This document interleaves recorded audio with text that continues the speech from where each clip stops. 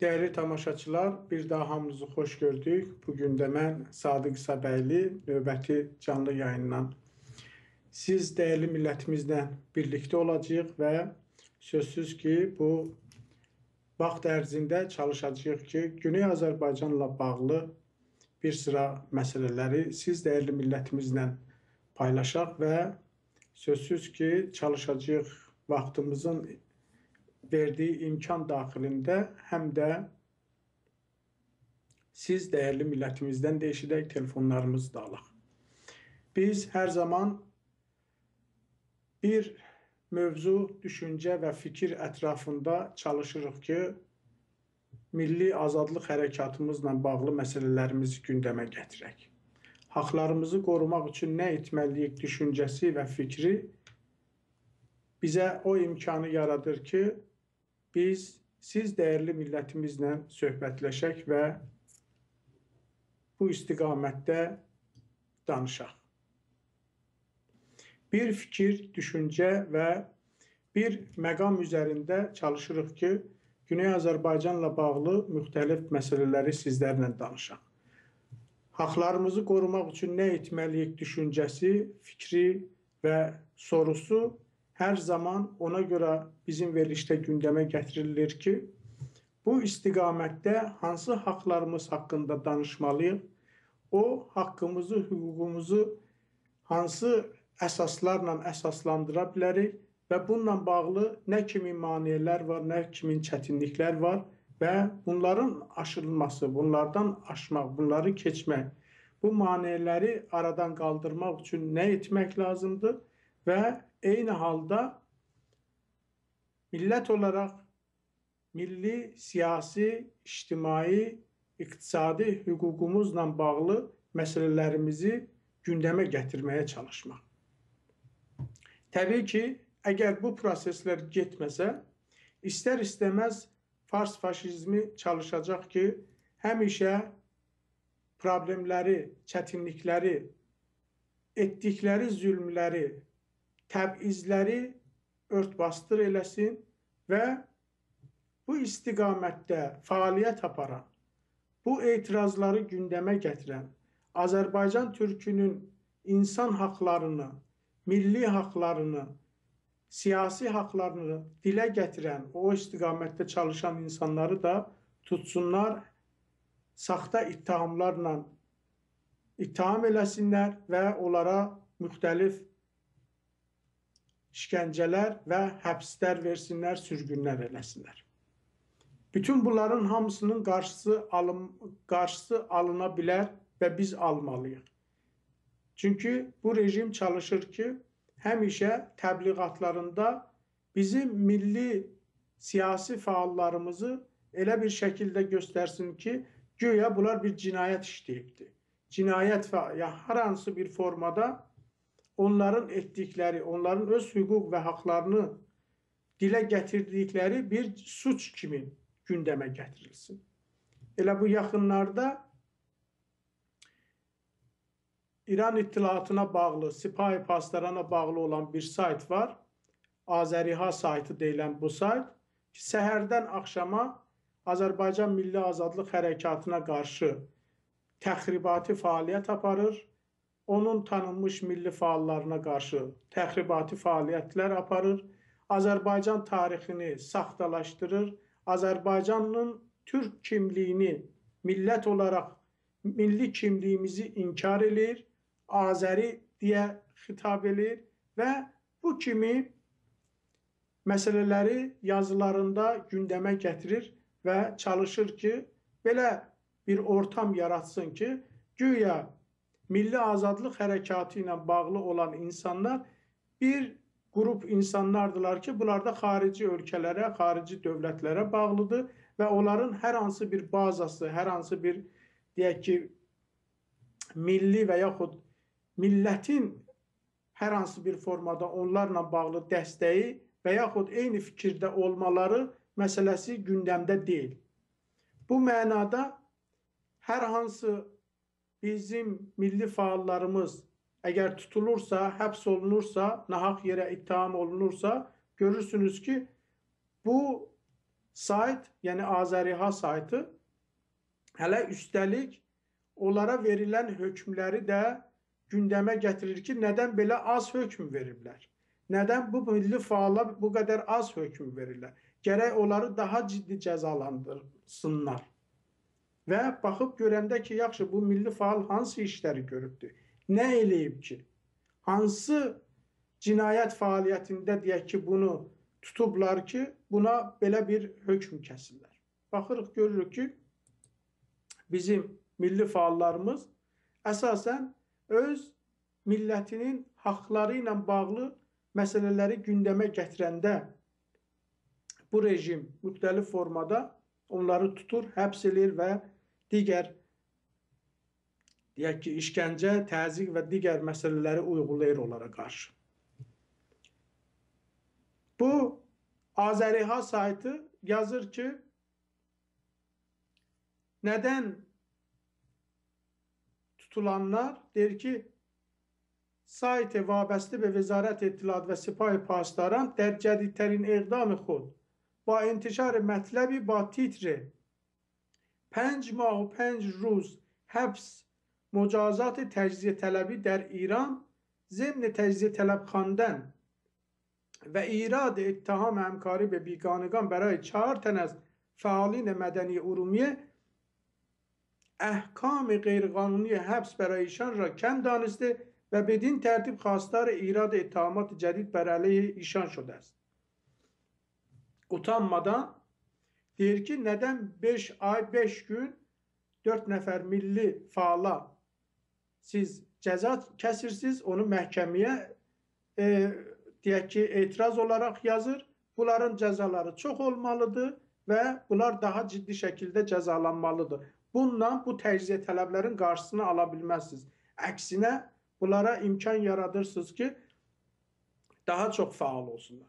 Baxırsınız, görürsünüz ki, burada tutulan milli faallar hansı fəaliyyətlə məşğul olurlar? Yazır, در اعتراضات خیابانی بدون خشونت نسبت به سیاست خشکاندن تعامدی دریاچه ارومیه بازداشت şudand. Bu faallar sadece olarak rejimin məqsədli olarak Urmu gölünün qurudulmasıyla bağlı apardıqları siyasete etiraz ediblər. Bu elə bir etirazdır ki, hər bir insanın haqqıdır. Bu elə bir etirazdır ki, bu günləri İran adlanan ölkənin parlamentində belə bu məsələlər gündəmə gəlir. Və təsadüfi deyir ki, Abbas lisanı ilə bağlı hökm çıxarılanda və yaxud onu dəvət edəndə məhkəməyə ki, gəl sənə qarşı belə bir ittiham var, onunla bağlı sənə hökm çıxardılmalıdır və məhkəməyə müraciət eləməlisən. O deyir ki, əgər məhkəmə açıq, şəffaf həyata keçirilirsə, mən o məhkəmədə iştirak edərəm. Əgər o məhkəmə jurnalistlərə imkan yaradacaqsa, mən o məhkəmədə iştirak edərəm. Əgər o məhkəmə xalqa açıq olacaqsa, mən o məhkəmədə iştirak edərəm və özümü savunaram. Savunma imkanı olursa, o imkanı mənə verəcəksinizsə, mən gələrəm, özümü savunaram. Və təbii ki, Abbas bəy lisanı bir məktub yazır. İran adlanan ölkənin öz qanuni əsasına əsasən və deyir ki, qanun əsasının 1168-ci maddəsinə görə mənim haqqım var ki, sizdən tələb eləyəm ki, mənim məhkəməm açıq, şəffaf və ədalətli olmalıdır. Və buna görə də o verilən hökmə və yaxud o cəlbə ki, məhkəməyə gəlib cavab verməlisən, etiraz edir. Bununla bağlı bir sıra məqamlar var ki, siz dəyərli millətimizlə biz paylaşacağıq. Amma Sayın Abbas bəy lisanının özünün verdiyi bir müsahibə var və bu Azərbaycanın Amerika səsinin Azərbaycan səsi, yəni Amerika radiosunun Azərbaycan dilində yayılan kanalından yayılıbdır və Sayın Əli Rza bəyin apardığı verilişdə Abbas bəy bu məsələlərə aydınlıq gətirib və bununla bağlı özü deyib ki, hansı məsələlər gündəmdədir və nə üçün bunu məhkəməyə çağırırlar. Mən istəyərdim ki, siz dəyərli millətimiz bu müsahibəni eşidəsiniz, çünki orada çox önəmli məqamları vurğulayır Abbas bəy və ondan sonra bəzi məsələlər vardı ki, bu ətrafda və Urmu gölü ilə bağlı biz bütün bunların haqqında sizlərlə söhbətləşəcəyik. Buyurun, birlikdə baxaq. Dinləyənlər, Cüneyli tanınmış fəal və sabiq siyasi məhbus dəfələrlə zindanda saxlanılıbdır. Müxtəlif şəhərlərdə, Ərdəbildə, Hərdə, Yəzdidə. Abbas Lisani yenidən başqa pərvəndələr, başqa dosyalardan dolayı məhkəmədə mühakiməsi olacaq. Bu səfər Abbas Lisani məktub yazaraq məhkəmənin açıl keçirilməsini istəyibdir və açıl keçirilməsə o məhkəməyə qatılmayacağını deyibdi. Biz bugün Ərdəbildən Abbas bəy Lisaniyə bağlanmışıq və onunla mühakimələr haqqında danışacaq. Həmçinin ötən günlərdə Abbas bəyin oğlunu da İttilaat ya Təhlükəsizlik qurumuna çağırmışlar. Biz onun da haqqında soruşacağıq. Onun ailə üzvlərini nə üçün çağırıblar. Abbas bəy, xoş gördük sizi və mən öncə istəyərdim siz elə bu məhkəmə ki vardı və siz o mühakimə edəcəklər, o mühakimənin mövzusu haqqında danışasınız. Biz ondan sonra sizin o yazdığınız məktuba işarə edək. Mən hər dəfə öncə salam ərz eləyəm bütün dinləyicilərə və təşəkkür edirəm ki, bu fürsəti mənə verir. Bu məhkəmə 1390-da üzv istəyən Şəhrivər ayının 18-də tutuklandığı Urmiya gölünə etiraz olaraq Ərdəbildə bir sıra bəyaniyələr yayılmışdı və insanlar xiyabana dəvət olunmuşdu. Təqribən 160 neçə nəfər o məsələdə tutuklanan oldu. Onu da bilib mən deydim. Və müxtəlif pərvəndələr olub və tükənib və qutarıb, amma təəssüflərlə bizimki sürünək və uzanıbdır. Bu o pərvəndə 1590-da Urmu gölünə etiraz olaraq Ərdəbildə bir hərəkətlər oldu və o yüzdəndir.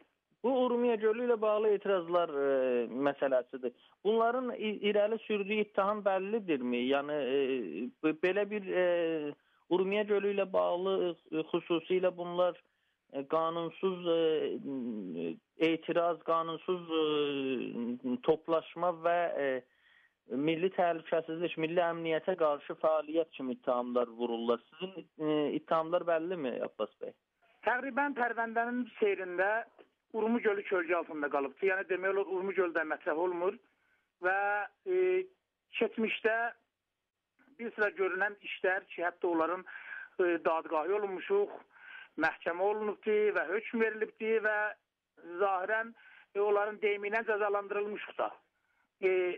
Həbsini də çəkmişik. O pərvəndələr yenidən tərh olubdur.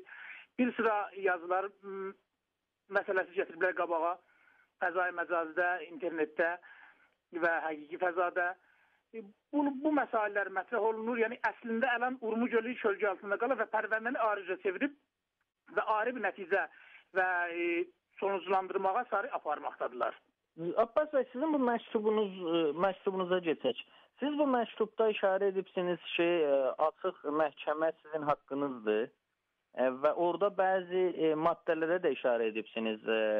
Məsələ, İran Anayasasının 168-ci maddəsinə işarə edibsiniz və istəyibsiniz ki, bu məhkəmə açıq keçirilsin. Tam olaraq mümkün olsa elə istəyiniz nədir o məktubda? Onu bir öncə açıqlayasınız eşidənlərimiz üçün. Bu ilin 3-cü ayında, yəni Günəş ilinin tir ayının 19-unda mən bu məktubun birincisini, əslində layihə, birincisini dadgaha verdim, həman dadgaha, birinci şöbəyə dadgah inqilabda. Və onda təqribən bir geniş halda açıqlamışam ki, illətlər ki, mən bundan sonra daha bir bağlı qapılı dadgahlarda olmayacağım, orada açıqlanıbdır. Və Ələni Cələsənin və Heyət-i Münsifənin huzuru ilə məhkəmə olmadığı halda heç bir məhkəmə salonunda hazır olmayacağım. ki biz orada məktubumuzu və ya layihəni verdik və danışmadıq. Yəni cavab vermədi suallara. Dadqah olmadı və nəhayətdə bizim intizarımız var idi və qanun çarşıbında bir həftəyə qədər hökmlərin verirlərdi. Hər halda qiyabi ya öz başına bir hökm olacaqdı və özlərə rəfti var idi. Amma hökm verilmədi heç. Əlan neçə aylardan sonra təzədən həmin pərvəndiyə çağırılmışıq. Yəni bugün üçün idi 10-cu ayın 9-u. Bəli. Bəli. Keçən 5-6 gün bundan öncə bir layihə yenidən yazdım. Xülasə olaraq keçmişdəki layihəyə işarə edərək həmin dəlillərin bəzisini yenidən təkrar elədim ki, dadqah ələni olmalıdır. Yəni bu mənim həqqimdir bu ünvandan Şəhrivənd. Qanuni və hüquqi həqqimdir. Şəhrivəndi həqqimdir. Və siz orada deyirsiniz ki, juri heyəti, heyət münsifə və qəzetçilər və xalq içində açıq olmalıdır. Və ümum mərdum. Bəli, mən dostlarımda birinci dəfədə ərz elədim, getirdim, nümayəndə dağıtsan və müddəili umum oradaydı. Buyurdular ki, haşiyə yaratmaq istəsəm, dedim, yox, haşiyə deyil, bu eyni mətnidir. Əgər biz qanun çarşıbında attığımız addımları haşiyə isə biləsiz ki, təəssüflər olsun. Bu eyni mətnidir və o iddialar ki, illər boyu milli fəalların əleyhinə vardı ki, hara vabəstə o, nədir. Bunları qapılar atılsın və biz açıq məhkəmədə olaq, bizim nə olduğumuzu insanlar hamısı bilsinlər. Biz əgər sözümüzdə məntiq yoxdur, istəyimizdə məntiq yoxdur, doğrudan doğru haqlarımızı istəmək halında deyir və başqa bir məsələlər var arada, açın qapıları, Azad xəbər nüqarlar gəlsin, Azad qəzetçilər gəlsin, umum mərdum gəlsin, heyət münsifə olsun və məhkəmə olunsun. Nədən çəkinirik ki? Əgər çəkinmə varsa, iddiaları düzdürsə, biz haralara bağlayıq, onu açın və bizim oğuzumuz açılsın. Abbas bəy, siz burada öz haqqınızı tələb edibsiniz və İranda da bir çox mühakimələrdə biz görürük. Bəzən baxırıq, danışanda da, xəbərlərdə də baxırıq. İranın öz qanunlarına görə verilən haqların da bəzən orada təmin olunmadığı deyilir. Bəzən bu vəkil haqqı olur, başqa bir haqlar olur. Sizin geçmişdə də belə bir etirazlarınızla bağlı xəbərlər yayılmışdı. Xüsusilə ötən illərdə siz məhkəmədə tərcüməçi istəmişdiniz. Siz türkcə danışmaq istəmişdiniz və demişdiniz ki, əgər bu məhkəmədə hakim başqa dildə danışırsa, tərcüməçi verilsin. Və mən fikir edirəm, siz onda tərcüməçi də aldınız. Bir məhkəməyə çağırılan, bir ittihamalara qarşı-qarşıya qalan, bunlar nə qədər öz haqlarını istəməlidirlər. Çünki bu bəziləri bir çox zamanlar biz baxırıq, bir çox mühakimələrdə bu haqlar istənilmir. Bəzən də bəlkə bu haqları istəməməklə belə düşünülür ki, mümkündür mən burada səsimi çıxartmasam, mənə daha az baskı eləyərlər. Siz öz təcrübələrinizə görə necə nəticə alıbsınız və necə düşünürsünüz bu xüsusda? Hər bir fərd, hər bir ölkənin bir şəhribəndi təbiidir ki, öz haqqı hüquqlarını tanımalıdır. Xüsusilə o ölkənin, o insanlar, hər camənin, hər toplumun onun noxbəsən olan insanları ən azı. Bəli. Onlar ki, aydın insanlardılar. Onlar ki, nətəhsə özlərin, öz haqlərin, bəlkə bir millətin, bir toplumun və ya bir nehlənin hüququndan difa eləmək həddində özlərini bilib və meydana addım qoyublar. Təbiidir ki, bunlar adli və umum insanlardan daha artıq dərəcə öz haqqı hüquqlarından difa eləyirlər. Əgər biz özümüzə bu cürəti vermişik ki, bu haqqı qalib ki, və ünvandan Şəhrivənd, əlarəm tamam təzyiqlər, tamam zorakılıqlar, tamam baskılar millətimizin haqq hüququndan difə eləyək? Nədən bizim qolumuza biləkçilik və ya dəstbənd vırılandan sonra o etiraz ruhumuzu, o etirazlarımızı, o haqlı etirazlarımızı, haqq istəməklərimizi unudub və lakin difaya giriyoruz. Yəni öz qınımıza giriyoruz, sırf özümüzü savunmağa giriyoruz. O da nə halda? O da məzlumanə və ya əcz halında, mən cəsarət eləyəm qulluqlarında səsimi eşidən dostların və insanların bir faal olaraq mən öz payıma şəxsən bu günə qədər qoluma dəstbənd vırılan ləhzədən özümə daha artıq məsuliyyət hissi tanımışam və mübarizənin başqa fazına girmişəm. Bizim qolumuza biləkçilik və ya dəstbənd vırılandan sonra bizim təzə o birisi mərhələ mübarizəmiz başlanır. Biz əgər xiyabanlarda, meydanlarda, məcazi fəzada, həqiqi fəzada hər zaman millətimizin haqq hüququnu haykırmaqda yox. Nədən gedib oturub orada öz ibtidai haqlarımızı, o mövzuğa haqlarımız, o vəz olunmuş haqlarımız ki, bir şəhərbənd olaraq bizə də şamildir, onları unudub və yadımızdan çıxardırıq. Və sözünün o 2-ci bölümünə ki, bəlkə bəzən insanlarımız elə sanırlar ki, burada güdə gəlməkləri ilə bəlkə az zərbə görələr və az indiyələr. Məni burada bir məsələ yadıma salır. O da bir naşı döyüşçüyə bənzəyir ki, döyüş meydanında hərifin düzgün savunmur, hərifinin zərbələrin, vurğuların düzgün savunmur və özündən yaxşı difa etmir və vurmur. Ki, nə olacaq? Bəlkə o məni daha bərk vırar. Və nəticə bu olur ki, bu özün dayandıraraq, bu özün, yəni əslində başqa deyimlə xodsansuriyə girərək, nəhayətdə hərif bunu nakot eləyicidir. Xeyr qardaşım, biz tamam zərfiyyətlər ki, qanun əsası, ana yasa və başqa qəvanin cəzai, mədəni, bizə o haqları verir. Ən az hakimiyyətin çarşubunda bunlar bəz olunubdur. Biz bu zərfiyyətlərdən nəhayət istifadə eləməliyik. Əgər bu günlərin məmləkətdə əmr və nəhyəz münkər məsələsi qabağa gedir, biz mərufa əmr eləməliyik o qazini, yəni qanun mədarlığa, qanun sındırmaqdan uzaqlaşdırmalıyıq və münkərdən nəhy eləməliyik. Bu bizim bir milli faal olaraq vəzifəmizdir.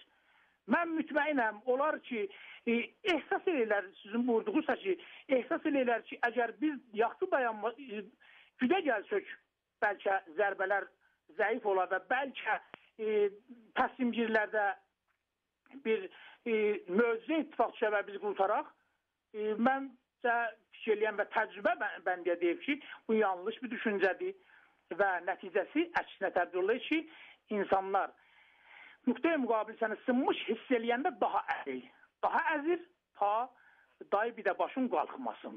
Buyursun. Baskılar daha da artır deyirsiniz. Abbas bəy, bir də bu xüsusda xəbər məsələsi var. Sizin mühakimələriniz olanda ya həbsə gedəndə sizin başınıza gələnləri, işgəncəyə məruz qaldığınızda, geçmişdə də xəbərlərdə olubdur.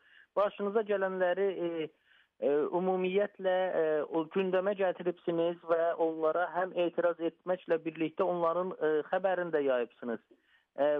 Bu xüsusda nə deyirsiniz?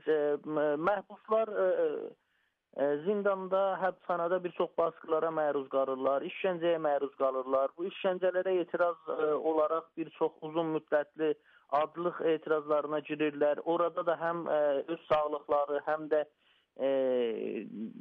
elə o ailələrinə çox böyük zərərlərini yaratılıqlar olur. Ancaq bundan sonra bunların xəbəri ilə bağlı mediaya bilgi vermirlər. Bunların xəbəri yayılmır. Bu xəbər barəsində sizin fikrinizdə bu məhbusların məruz qaldığı qanunsuzluqlar, işgəncələr, bütün bunların xəbər olaraq yayılması nə qədər önəmlidir? Kəsinliklə, əgər biz bir millətin haqq hüququndan difə eləmək vəziyyətindəyik, bu haqqı da özümüzdə tanımalıyıq ki, bu yolda hər bir təzyiqə və baskıya və hər bir ittifaqa məruz qalanda Millətimizin də xəbəri olsun. Biz heç mərhələdə, heç aşamada millətimizdən ayrılmalıyıq. Biz şəffaf və aydın davranmalıyıq millətimiz və ya başqa fəallar, başqa dostlarımız. Mən hətta etiqadım var, nə təkcə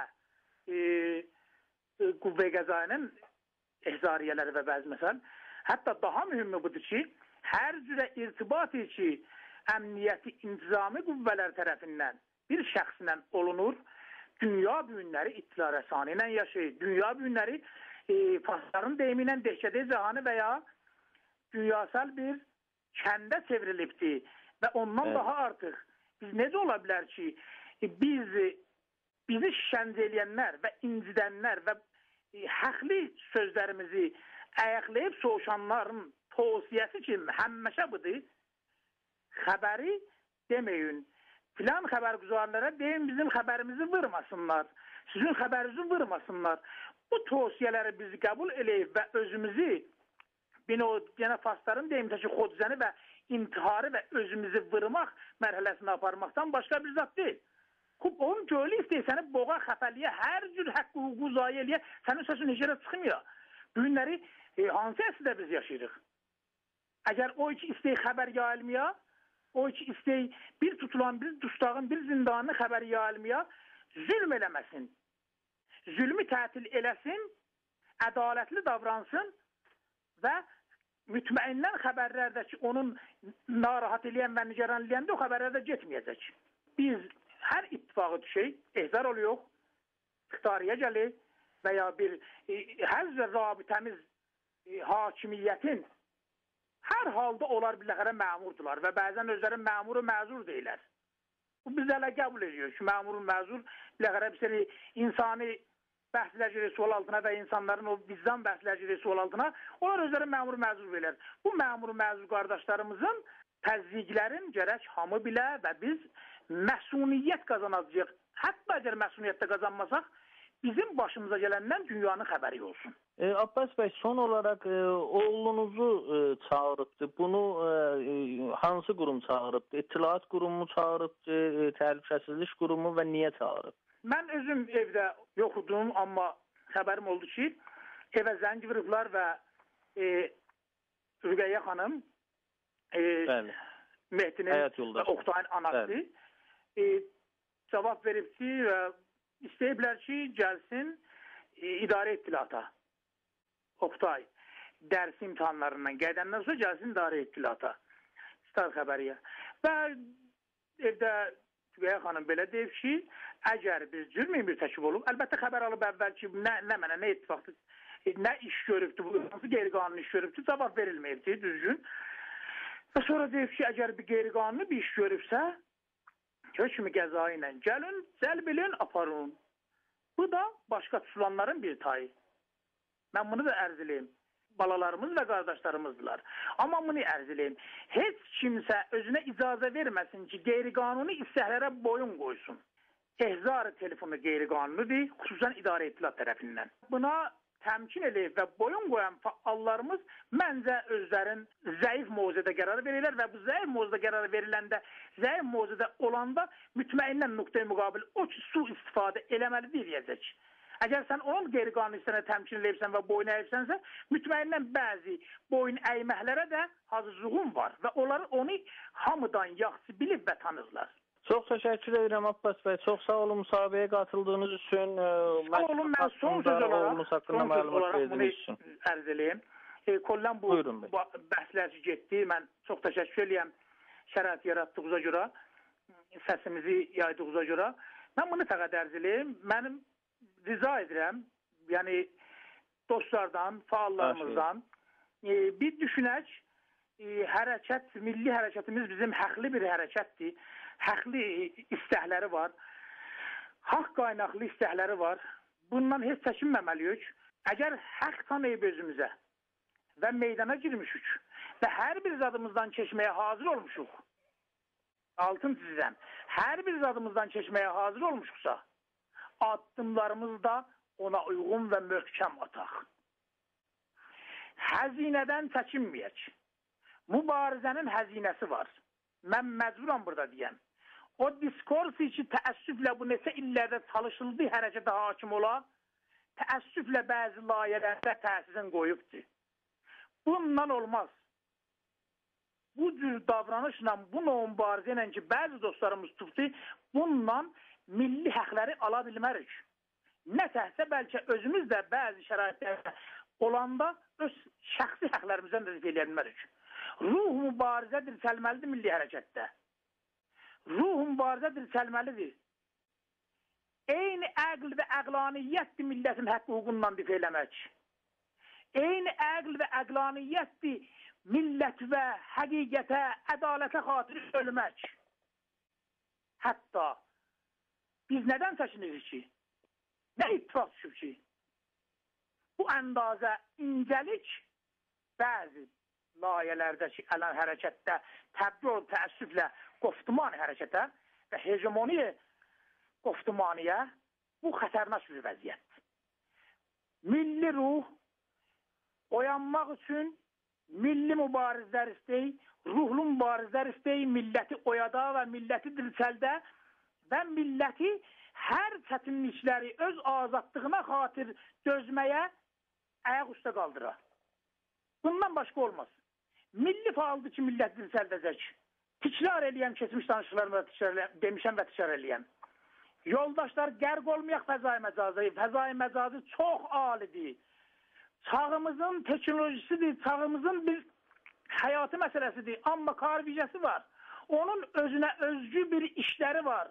Onunla millət vədə bilmərik, millətdən fazla tapmayaq. Mən bəzi tamam dostları ki, üst tutuyam, baş əyəm və diləyirəm və xahiş edirəm, sevgili qardaşlar, bu millətin sizin təki insanlara, aydın insanlara və dirəniş gücü olan insanlara ehtiyacı var. Lütfən və lütfən börkümüzü qazi eləyək, özümüzlə düşünək, vaqəən əgər milli hərəkətdə millətə xatir həzinə verməyə, oyatmağına xatir, baxız, kimsə həzinə verməyə meydana girməyib. Amma iş görənlərə həzinə təhmil olayıq. Amma iş görənlərə həzinə təhmil olayıq. Buna açsınlar, qulaqlarına eşitsinlər. Bir zaman bizim gənclərimiz zindana düşəndə bəzi dostlar ki, dost adım deyə bilməyən millət bəzi yerlərdən su içib və xəttalaydılar. Dedilər, filan zamanın, filan kəsin eşki zindanı var. Kimin eşki zindanı ola bilər? Hansı gənc bu çağda özün hisara salmağa, həbsə salmağa? Yox. O azadlıq uğrunda vuruşan bir gəncdir, bir insandır ki, öz azadlığın qurbanlıq verək millətinin azadlığına çatdırmağa. Sən gəlib təhqiramiz baxmağın məncə vaxtı və zamanı yetişib ki, bu cür yaxlaşımlar, bu cür ədəbiyyat, hərəkətdə sustaldıcı, ruhdan salıcı ədəbiyyat qınanıla və daima təbdil ola. Bəzi məsələlər bizi çöküşməkdədir. Sevinc yeri budur ki, hərəkət əftərdir, qısırdır və doğmaqdadır. Əgər doğmasaydı biz fəlakətliyidik. Xoşbəxtliklə sevindirici budur ki, yeni gənclərimiz ortaya çıxıb və çəkinmədən hər işi lazımdır millətinə xatir addım atırlar. Amma o bir layihə ki, təəssüflə səmpaşlıq olundu, bəzi ünsür və zəif insanların tərəqi ilə səmpaşlıq olundu və beyinləri yuyuldu və özlərin çəhdilər qırağa ki, güya afiyyətdə qalıb və bəzi nələr gələcək o zaman gələndə nə olacaq ki, o rəhmətli Sabirin şeiri burada insanın yadına düşür. Dinmə danışma yat bala, arxası dolmayıb hələ, sən deyən olmayıb hələ. Bəs dinmə danışma yat bala, sən deyən olmayıb hələ, arxası dolmayıb hələ ədəbiyyatı ilə, düşüncəsi ilə meydana çıxan yoldaşlarımız bir daha fikirləşsinlər. Bu gəncləri ruhdan salmasınlar. Bu insanlarımızı ruhdan salmasınlar. Bu Azərbaycanın son savaşıdır. Bu savaş meydanında yaxşı əskər ola bilməyən və fədai ola bilməyən lütfən və lütfən və lütfən düşünsün və öz yerini tanısın və öz yerini tapsın. Mən düşünürəm ki, bu olduqca önəmli bir müsahibədir ki, Sayın Abbas bəy Lisani veribdi və çox önəmli məqamlara toxunub. Mən ümid edirəm ki, bizim dəyərli insanlarımız, xüsusilə gənclərimiz bu kimi müsahibələri CD formatında yaysınlar və millətimizə paylasınlar. Və kimin ki imkanı var müxtəlif yerlərdə bunu səsləndirsinlər. Çünki həqiqətən də milli azadlıq hərəkatımızla bağlı və onun o mübarizə istiqaməti ilə bağlı çox önəmli məqamlar vardı ki, onların əsasında da bir millət olaraq milli siyasi haqlarımızı əldə etmək üçün nə etməliyik düşüncəsi də orada öz yerini tapır ki, onların biri də fərd olaraq haqlarımızı bilib, fərd olaraq öz haqlarımızı qoruyaq və əgər bir fərd olaraq millətimizin haqları uğrunda savaş aparırıqsa, artıq millətimizin uğrunda apardığımız o savaşa inanıb və imkan yaratmayaq ki, Fars faşizminin Azəriha deyilən o saytı, ona bənzər, ona oxşar radioları, saytları və digər o imkanları bu fürsəti əldə eləsinlər ki, hələ üstəlik o vurulan qeyri-qanuni ittihamlara, saxta ittihamlara, verilən qeyri-qanuni saxta hökmlərlə yanaşı, üstəlik bir də o məhkəməyə, o hakimə və yaxud o qaziyə bir etiraz da eləsin, təhdid də eləsin ki, sənin bu verdiyin hökm çox azdır və ona görə də ya bəri başdan bu hökmü heç verməyin, ya verirsinizsə bu adamları elə itir-batır eləyin ki, bir daha bunların səsi çıxmasın. Təsəvvürünüzə gətirin ki, bu nə verə bilər? Əgər bu kimin düşüncənin, bu faşist düşüncənin, faşist davranışın reallıqda əks olunursa, bizim milli fəallara qarşı tətbiq olunursa və biz insan olaraq, millət olaraq susuruqsa, başımıza gələn olayların haqqında biz çox misallar gətirə bilərik. Ki, onlardan biri də Urmu gölünün qurudulması məsələsidir. Və siz görürsünüz ki, bizim tutulan milli fəallarımızın əksəriyyəti bu hökmlə, bu ittihamla tutulur ki, güya qeyri-qanuni etirazda bulunublar. Halbuki Urmu gölünün məqsədli qurudulmasına etiraz hər bir vətəndaşın haqqıdır. Hər bir vətəndaşın haqqıdır ki, o əgər hər hansı bir məsələdə ittiham olunursa, özünü müdafiə edə bilsin. Əgər doğrudan da Abbas Bəylisani çox doğru deyir, doğrudan da bu rejim, onun çıxardıqları hökm, qanuna və ədalətə dayanırsa, nədən açıq şəkildə məhkəmələrin keçirilməsinə imkan vermirlər? Nədən vəkillə təmin olunmasına imkan vermirlər? Nədən qaranlıq otaqlarda çalışırlar ki, zorla və yaxud işgəncə ilə o insanlardan saxta ittiham və yaxud saxta etiraf alsınlar? Və desinlər ki, siz bu işi görmüsünüz, siz filan ölkəyə bağlısınız, siz filan yerdən pul alırsınız. Və sonra da bu təbliğatları aparsınlar, yazsınlar ki, dəstgahı keşvər ya ba məcrimini az این دست مقابله نکنند و اعلام کنند که برهم زدن امنیت کشور از طریق تهدید استقلال و تمامیت ارضی آن پس از این جرم نیست و یا در صورت برخورد روشی را انتخاب نکنند که به تشویق sair متهمین منجر گردد.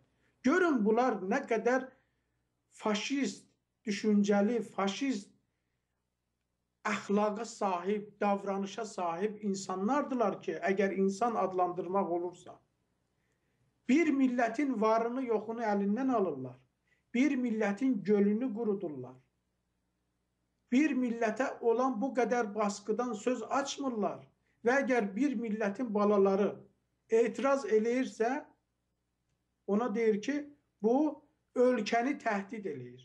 istiqlal, nə bilim, tamamiyyət ərzimizi təhdid edir. Sənin tamamiyyət ərzin təhdid olunursa, bəs Azərbaycanın məhv olunması məsələsi harda qaldı? Nədən Azərbaycanı məhv eləyə bilirsiniz? Və öz xeyrüzə oradan istifadə edə bilirsiniz. Amma Azərbaycanın balaları, Azərbaycan türkünün oğulları, qızları ortaya çıxıb haqqını müdafiə eləyəndə deyirsiniz ki, təcziyə tələbsiz. Və siz baxın, Uzv-i Şurayı Şəhri Təbriz, Əli Şiari Təbrizin Bələdiyyə Şurasının üzvüdür. Yazır, çera təhrim ha fəqət səhm-i Azərbaycan az büdcə 94 ra kəm kərdə است. Sual qoyur ortaya. Nədən deyir bu təhrim dediğiniz məsələ, embargo dediğiniz məsələ? Elə Azərbaycanın büdcəsini azaldıbdır 1394-cü il, yəni bu il üçün. Nədən deyir? 1394 ki, gələn il əlbəttə mən yəni bildirim ki, 1393-ün son aylarındayıq. Gələn il 1394-cü il üçün büdcə müəyyənləşdirəcəklər və o büdcədə ən az ayrılan büdcə Azərbaycan üçündür. Və baxın, deyir ki, zamanı ki برای مطالعه سپری شده کافی است و بهتر است به جای عوام فریبی عمل کنیم چرا که مردم آگاهند و تفاوت شعار و عمل را به خوبی درک میکنند.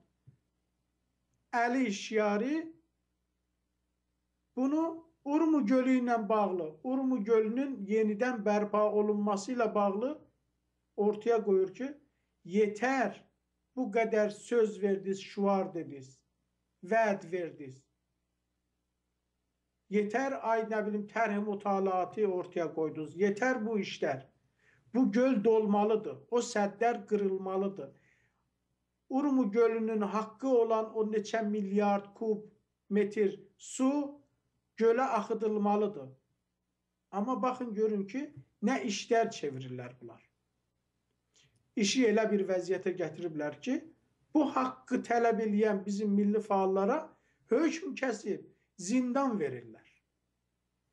Haqlarımızı qorumaq üçün nə etməliyik sorusu, sualı, düşüncəsi haqqında biz danışanda bunu danışırıq ki, əgər biz bir millət olaraq bu rejimə, onun saytlarına, onun qəzetlərinə, onun məhkəmələrinə, onun polisinə, idarə ittilatının məmurlarına, sipahına, bəsicinə icazə verməsək bizlə bu şəkildə davransın, bizim şuurumuzu alçaltsın.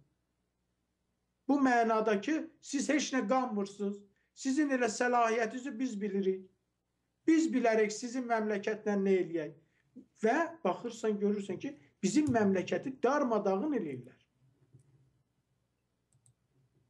Baxın, Məhəmməd Həsən Nejad bu parlamentin nümayəndə Mərənd və Culfa və Mərənd üzrə millət vəkili Məhəmməd Həsən Nejad deyir ki, یکی از شهرستان‌های استان کرمان به اندازه آذربایجان شرقی اعتبار cəzb کرد.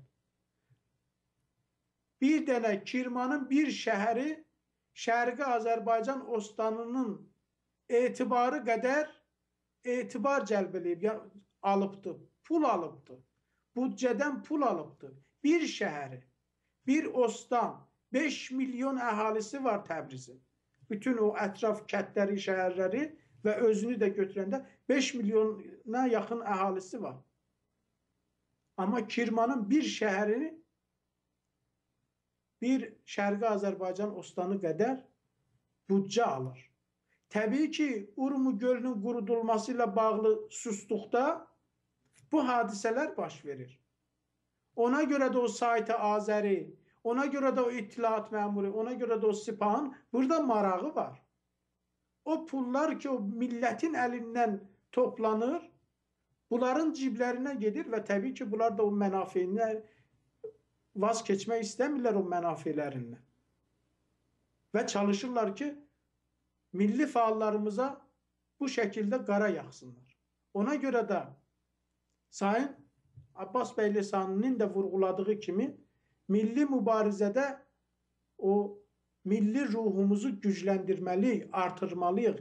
Etiraz səsimizi gücləndirməliyik. Çünki bizim istəklərimiz haqq, ədalət və qanunlar üzərindədir.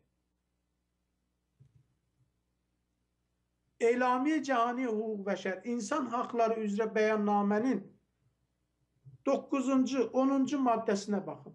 9-cu maddəsində deyir, əhəd İran nemitəvan xodseranı toğif, həbs ya təbid kərd. O adam ki ittilaatdan götürür, telefondan zəng edir, 15 yaşında bir cavan uşağa və yaxud onun anasına, onun atasına ki, sənin uşağın ittilaata gəlməlidir, cavab verməlidir. Bu qeyri-qanunidir. Onun haqqı yoxdur o qələti eləsin, o ittilaat o qələti eləsin. Amma millət susanda, təbii ki, o istədiyini eləyəcək. Ona boyun əyənlər, o telefona boyun əyib, o idarə ittilaata gedib, sonra da təpi ilə, şillə ilə onun zindanlarına düşənlər, təbii ki, baxacaqlar, görəcəklər, kimə zəng eləyirik, elə durur, qaçır, gəlir. Amma onun cavabı var. Əgər mən bir iş görmüşəmsə, məhkəmə cəlbi, hökmü gətir, mənim günahım nədir, mənim o ittihamım nədir, ortaya qoyulsun, şəffaf məhkəmə olsun və mən öz haqqımı bitərəf məhkəmədə, şəffaf məhkəmədə və məni savuna biləcək qanunlar əsasında vəkillə öz haqqımı savunum. Və bu bizim haqqımızdır.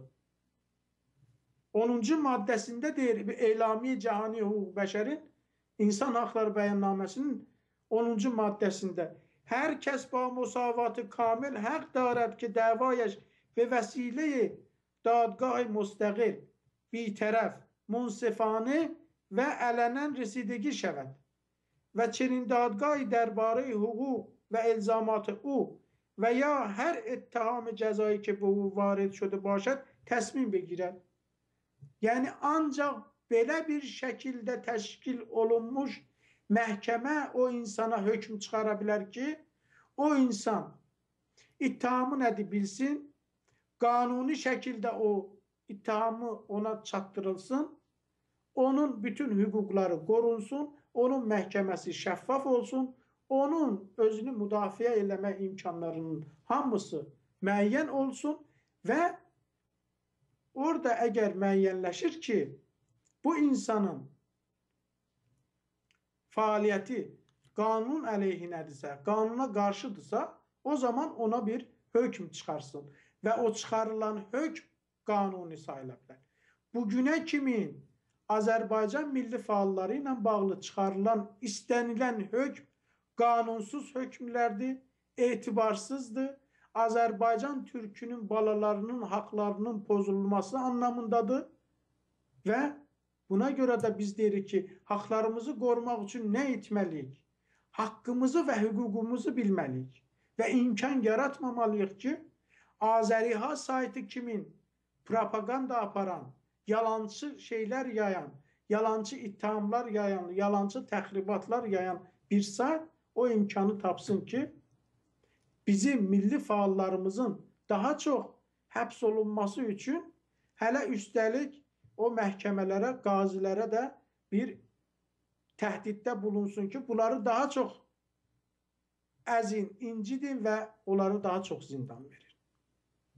Çünki əgər biz haqlarımızı qorumaq üçün susarıqsa və onu dilə gətirməriksə, gördünüz, artıq Kirmana ayrılmış, onun bir şəhərinə ayrılmış büdcə Azərbaycan şərqi deyilən Ostanın büdcəsindən, etibarından daha çoxdur. Bunu nümayəndə-i Mərənd və Culfa dər məclis parlamenti Culfa və Mərənd üzrə millət vəkili Məhəmməd Həsən Necad deyir. Və siz baxın, görün ki, bizim isteklerimiz, bizim taleplerimiz ve bu son vaxtlarda tutulan, həbs olunan, ittiham olunan insanların isteği, tələbi Urmu Gölü ilə bağlı olubdur və Urmu Gölü'nün qurudulmasıyla bağlı artıq hər yerdə danışılır. Televizyonda danışılır. İran adlanan ölkənin öz televizyonunda, parlamentində danışılır. Hər yerdə danışılır. Bu haqsızlıqlara hər yerdə etiraz var. Və bu, o milli faalların fəaliyyətinin sayəsindədir. O insanların fəaliyyətinin sayəsindədir ki, bugünə kimin əgər bu örtbasdır olurdusa, artıq o örtbasdır eləyə bilmirlər. Məcburdurlar danışsınlar. Bununla bağlı biz bir video hazırlamışıq ki, Urmu Gölü'nün nə durumda olmasıyla bağlı Urmu üzrə, Qərbi Azərbaycan üzrə millət vəkili Nadir Qazipurun dili ilə parlamentdə səslənir. İstəsəz o məqamları da siz dəyərli millətimizlə videoya baxdıqdan sonra paylaşacağıq. Amma çox yaxşı olardı ki, video birlikdə görək və sonra da bəzi məqamlar var. O məqamları birlikdə söhbətləşək və təbii ki, telefonlarımızı da açacağıq. Buyurun, bərabər baxaq. Bismillahirrahmanirrahim. Yel yatar, tufan yatar, yatmaz Hüseyin'in perçemi. Ya Hüseyin, salam bar şehit müderris, olguy mübarizه با فساد، ظلم، ستم و طغیان. خداوند متعال در بخشی از آیه شماره 30 سوره مبارکه انبیا میفرماد و جعلنا من الماء کل شیء حی، یعنی هر موجود زنده ای حتی انسان ها، میوه ها و همه گیاهان از آب است. شما میدانید آب مایه حیات هستی است. قرآن کریم میفرماید آب وسیله خداشناسی، زیبایی و در عین حال قدرت است. یعنی هر کس آب را داشته باشد قدرت آن بیشتر است و قدرت نقش اساسی در روابط داخل و خارج ایفا میکنه. بر همین اساس آب از گذشته محور مناقشه و جنگ بوده و تا امروز بالغ بر 38 جنگ در دنیا بر سر موضوع آب شکل گرفته است. حضرت امیرالمومنین علیه السلام چاه میکرد، وقت میکرد. آبای علی علیه السلام در اطراف مدینه مشهور است.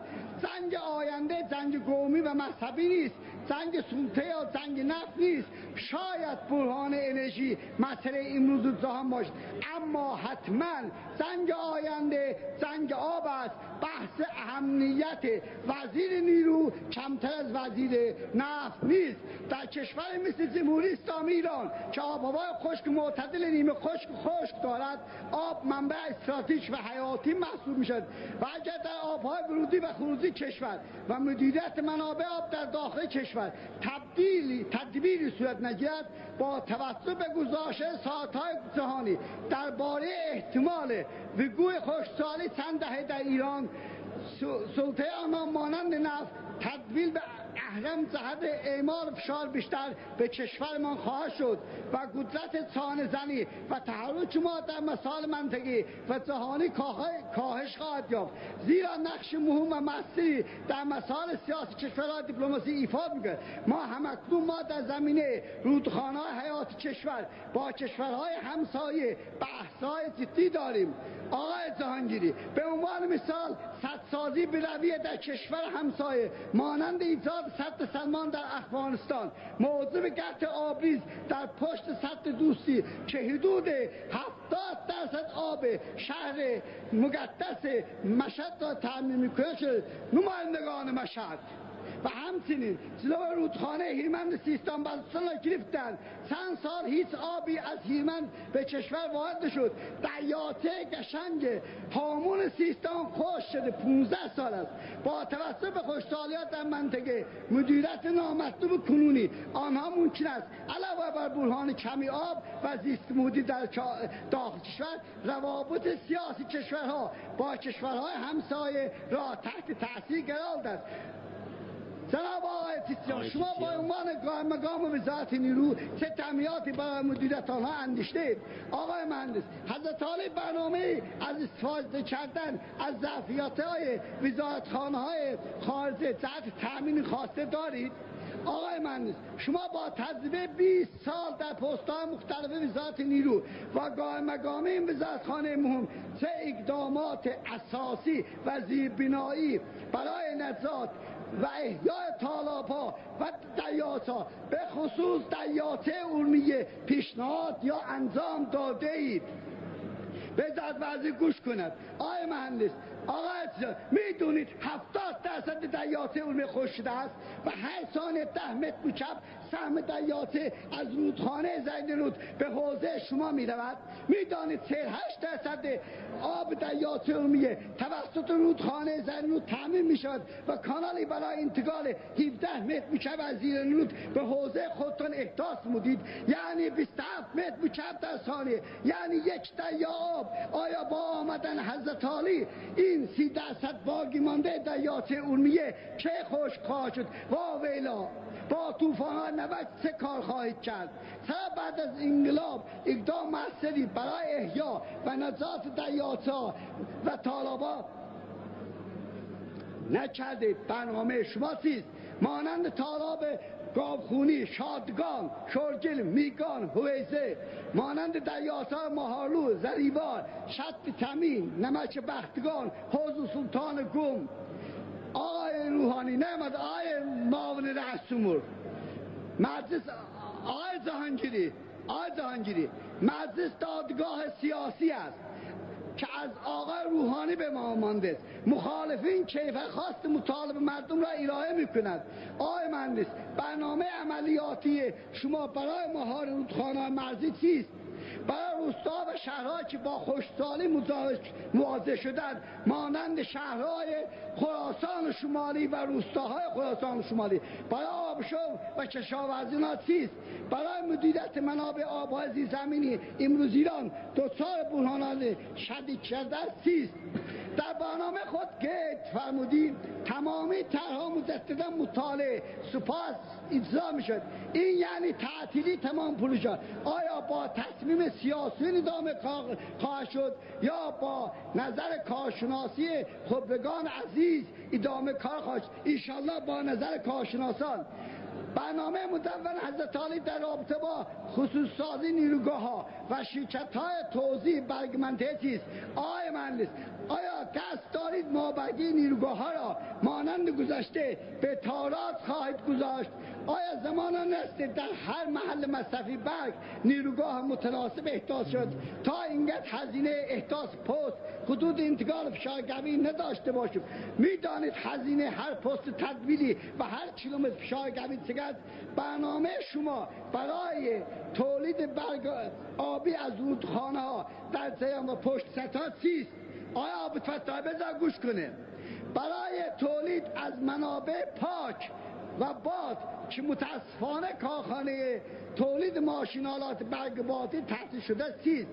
آیا برای انتقال آبها از لوله‌های تولید داخلی گروه سدید کارخانه‌های لوله‌سازی اهواز، اصفهان، ارومیه، ماشه استفاده خواهد کرد؟ نمایندگان تهران، خوزستان، اصفهان، آقای مهندس، یا مثل وزارت نفت از لوله‌های کهنه هندی وارداتی استفاده خواهد کرد؟ آقای تیتیان، پدر تولید داخلی را در خواهد آورد و کارخانه را تعطیل و کارگران را بیکار خواهد کرد؟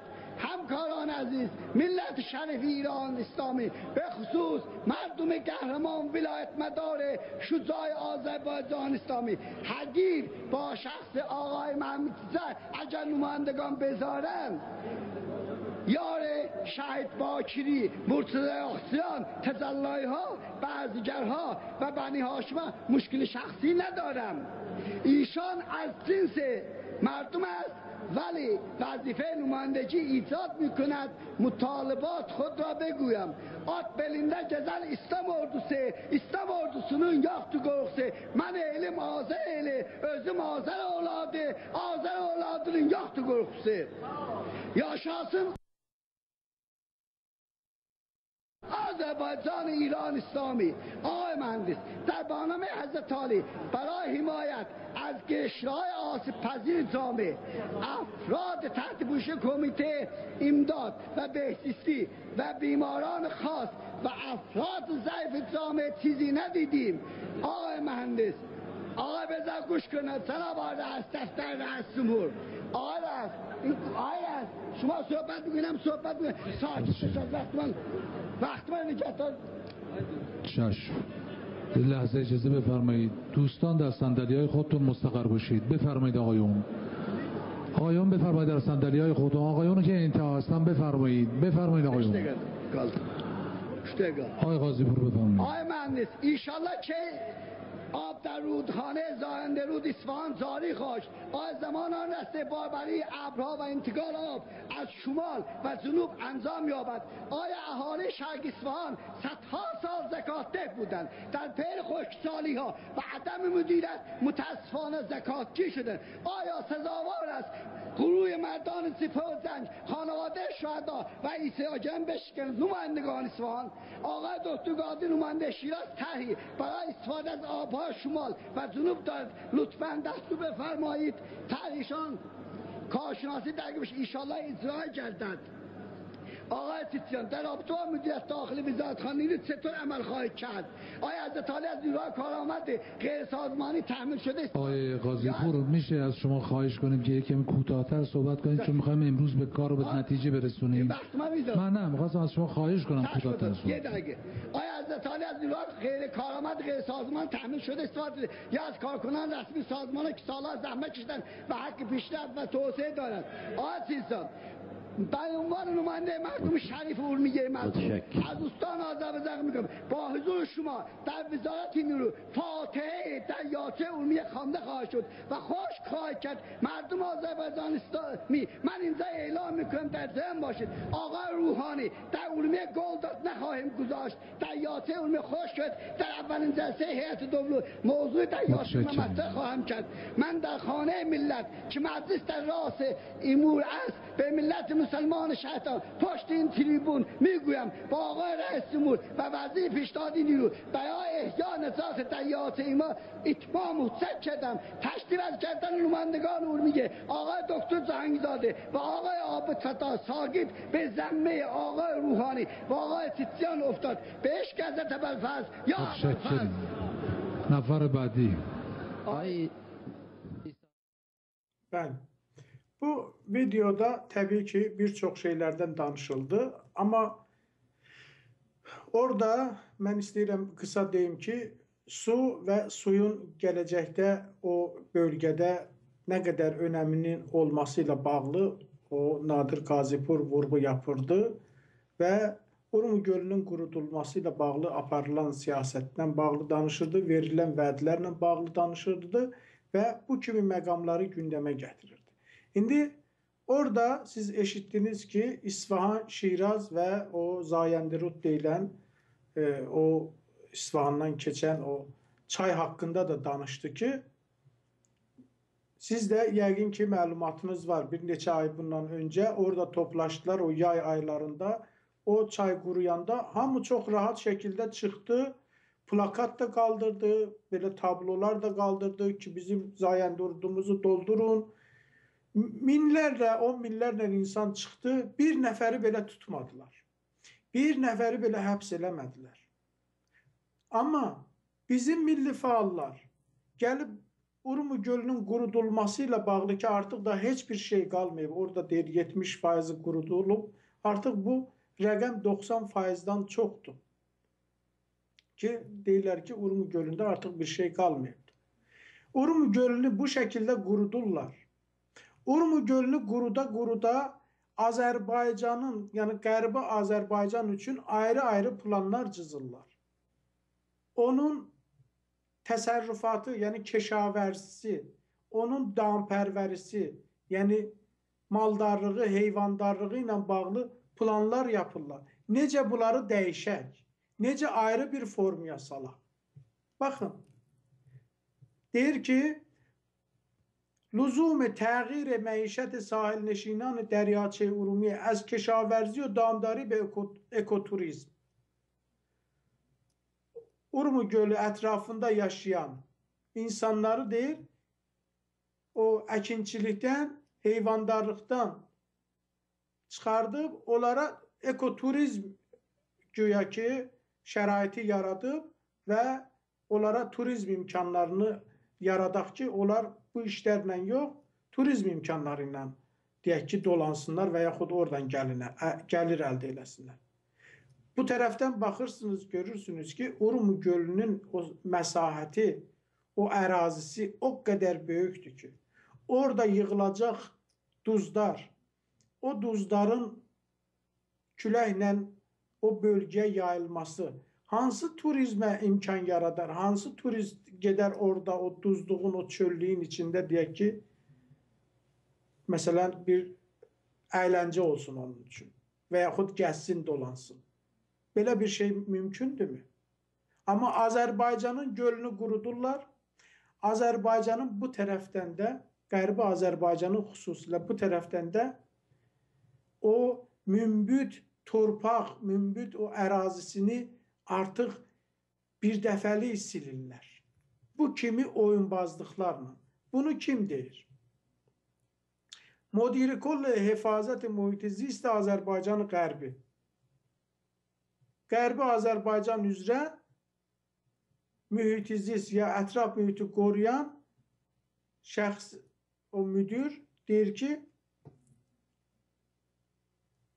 gərək o Urmu gölü ətrafında olan insanların əkinçilik, maldarlıq işlərindən uzaqlaşdıraq, onlara ancaq ekoturizmlə bağlı şərait yaradaq və bu şəraitdə nə zaman yaradılaq? Baxırsınız, görürsünüz ki, Azərbaycana ayrılan büdcə Fars mərkəzin, Farsın, İsfahanın hansısa bir şəhərinin o büdcəsinə belə bərabərlik eləmir.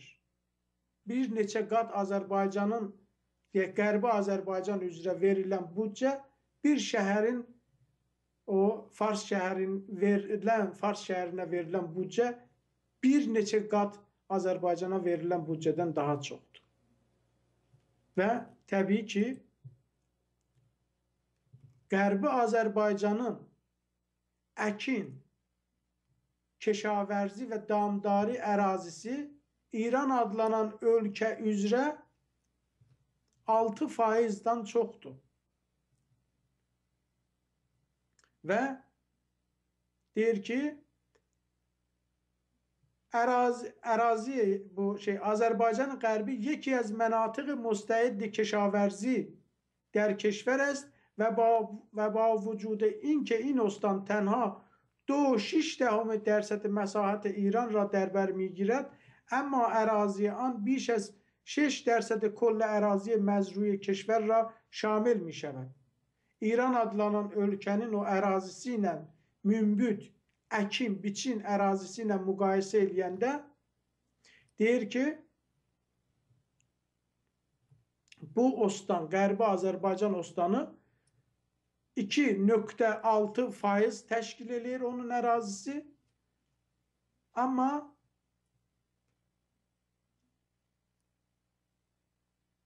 Amma deyir ki, bu ərazinin o münbütlüyü ölkənin o əkin şeylərində deyək ki, 6%-dan daha çox verimlidir. Daha çox o imkanları var. İndi təsəvvürünüzə gətirin ki, bu imkanları əldən alırlar. Bu imkanları aradan aparırlar. Azərbaycan, Qərbi Azərbaycanın o kənd təsərrüfatı ilə bağlı imkanlarını bu şəkildə aradan götürürlər. Urmu gölünü qurudurlar, ona etiraz eləyəni həbs edirlər. Bu tərəfdən də oradakı münbüt əraziləri bu şəkilə salırlar ki, artıq orada əkinlə, biçinlə, heyvandarlıqla, maldarlıqla məşğul olmayın. Və baxırsınız, görürsünüz ki, problemin üstünə gəlir. Çətinliyin üstünə gəlir. Və deyirlər ki, qarşınasların verdiyi məlumatlar bunu deyir ki, əkinçilik, maldarlıq bu günləri sənayenin inkişafında, turizmin inkişafında, iqtisadiyyatın inkişafında bölgenin ne kadar rifahda yaşamasında büyük rolü var. İnsanların işlə təmin olunmasında büyük rolü var. Ama eğer ona şərait yaradılırsa, eğer siyaset o istiqamətdədirsə və çox maraqlıdır ki, bütün bu imkanlar, kənd təsərrüfatı, maldarlıq imkanları Azərbaycan bölgesinde olmasına baxmayaraq, bizim insanlarımız işsizdir, yoxsuldur, ağır şəraitdə yaşayır. Yenə də o köhnə, o şəkildəki bir nəfərin 5 dənə, 3 dənə qoyunu ya malı var və onunla həyatını, o gündəlik yaşayışını belə deyək ki, yola verir. Amma normal həzinə qoyulsa, normal sərmayə qoyulsa, istər istəməz orada o vəziyyət dəyişə bilər. İnsanlar daha rahat o əkinçiliklə, heyvandarlıqla, maldarlıqla məşğul ola bilərlər və o da o insanların iqtisadiyyatının güclənməsinə səbəb ola bilər. Bu mənadadır ki, əgər Urmu gölü ilə bağlı, Urmu gölünün qurudulması ilə bağlı bizim milli fəallarımız etiraz eləyirsə və onlar həbs olunursa, onlara saxta ittiham vurulursa və biz buradan etiraz eləyirik və biz buradan deyirik ki, haqlarımızı qorumaq üçün saxta ittihamla həbs olunan insanlarımızın hüququna sahib çıxmalıyıq, haqlarına sahib çıxmalıyıq, onları müdafiə eləməliyik. Buna görə ki, əgər biz də sussaq, Fars rejiminin əsas planından budur ki, Azərbaycanı bütövlükdə məhv eləsin. Səsimiz çıxmayacaq, o münbit əraziləri, o əkinə yararlı əraziləri bu şəkildə məhv eləyəcəklər. Və təsəvvürünüzə gətirin, Qərbi Azərbaycan deyilən o ostana baxırsınız. Şərqi Azərbaycan deyilən ostana baxırsınız. Ərdəbilə deyirsiniz, Zəngana deyirsiniz, hara deyirsiniz baxaq, Həmədana baxaq. Hamısında görürsünüz ki, eyni problem. Və maraqlıdır ki, bütün o əkin, o maldarlıq, o heyvandarlıq, o bağçılıq işləri, imkanları, potansiyalı Azərbaycandadır. Amma bu imkanları sıfıra endiriblər və ona görə də insanlarımızın ağır durumda olduğunu biz görürük. Və təbii ki, bunların hamısı bu şəkildə olduqda, bunlara biz sustuqda və yaxud o Fars faşizminin saytları, ruznamələri, qəzetləri, televizyonun apardığı o təbliğatlara inandıqda istər istəməz ayrı-ayrı problemlər də çıxır. Problemlər. Baxın, Seyfullah adında bir adam ki, o Qoşaçay üzrə fərmandardır. Dərxüsusi Pəsaman və Zobaləhay Bimaristani این شهرستان گفت کارگروه پسماند شهرستان میاندواب یا قشاچای به طور جدی پیگیر موضوع زباله‌های عفونی و بیمارستانی است. Xəstəxanalardan çıxan o tullantılar çöllərdə atılır, şəhərə yayılır və əhali ondan xəstələnir. Bu hələ 35 ildən sonra deyir ki, bununla bağlı biz peygiri eləyəcəyik, bu işin arxasını tutacağıq və çalışacağıq ki, bu məsələni həll edək. Yəni, bir məsələyə susanda gəlir burada bu şəkildə özünü göstərir. Ki, artıq xəstəxananın tullantıları ki, xəstəlikdən başqa bir şey deyir o, onu şəhərdə çox rahat şəkildə küçədə yayırlar və insanları xəstəliyə deyək ki, duçar edirlər. Meydan çayı Təbriz سلامت شهروندان را به مخاطره افکنده است. yazır. طرح ساماندهی میدانچایی از طرح‌های مصوب هیئت دولت قبلی و حوزه مدیریت شهری کلانشهر تبریز بود که با گذشت مدت زمان زیادی است از تصویب آن هنوز هم اجرای کامل این طرح با مشکلات بسیاری مواجه است. با اینکه شهردار تبریز در اواخر خرداد ماه سال جاری از مهلت 15 روزه این مجموعه برای مسدود کردن مسیرهای ورود پساب به بستر مهران رود خبر داد، ولی هنوز این امر بعد از گذشت چند ماه محقق نشده است. Bir çay var, meydan çayı adında.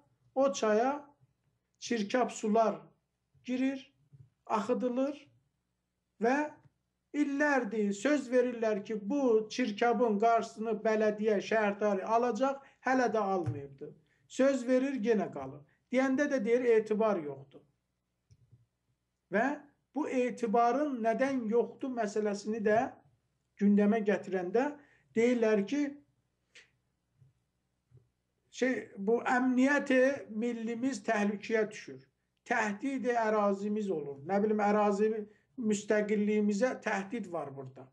Halbuki burada bir milletin hakkından danışılır ki bu hak her adım başı pozulur. Ve tabii ki biz her zaman olduğu kimi verilişlerimizde bu meseleni daha çok gündeme getiririk ki haklarımızı korumak için ne etmeliyik sorusu, düşüncesi etrafımızda baş veren hadiselerle bağlı düşünək ve ona bigane kalmayaq. İcazə verməyək ki bizim Azərbaycanımızı, vətənimizi bu şekilde tarumar eləsinlər, tarac eləsinlər, aparsınlar, dağıtsınlar ve milletimizi ağır duruma koysunlar.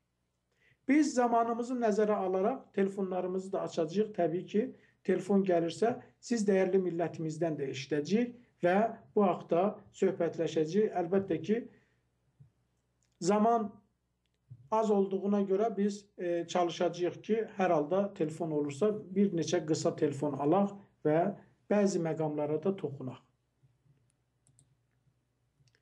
Başqa tərəfdən yazır, انتقاد نماینده خیوف از وضعیت نامناسب خدمات رسانی به بیماران این şəhər. Xiyov üzrə nümayəndə tənqid edir ki, orada xəstələrə xidmət göstərmirlər, şərait yaratmırlar. Vey ba intiqad az tətiliye tənha mərkəz dəndam pezişki şəbani ruzi xastار رسیدگی رئیس دانشگاه علوم پزشکی و خدمات بهداشتی و درمانی استان اردبیل به این موضوع شد. Bu adam Yunus Əsədi adında deyir ki 24 saatlik çalışan meşkin şəhər Xiyov kimi bir şəhərdə 24 saat çalışan diş, o deyək ki mətəbbiq və yaxud o kliniki artıq bağlanıbdır.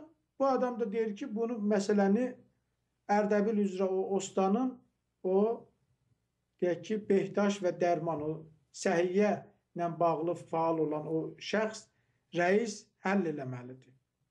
Və deyir ki ve توسعه بیمارستان ولیعصر تکمیل ساختمان جدید اورژانس مشکینشهر و توسعه و تجهیز مراکز درمان بستر رضی مرادلو و لاهرود را از مهمترین برنامه‌های حوزه سلامت در این شهرستان بیان کرد.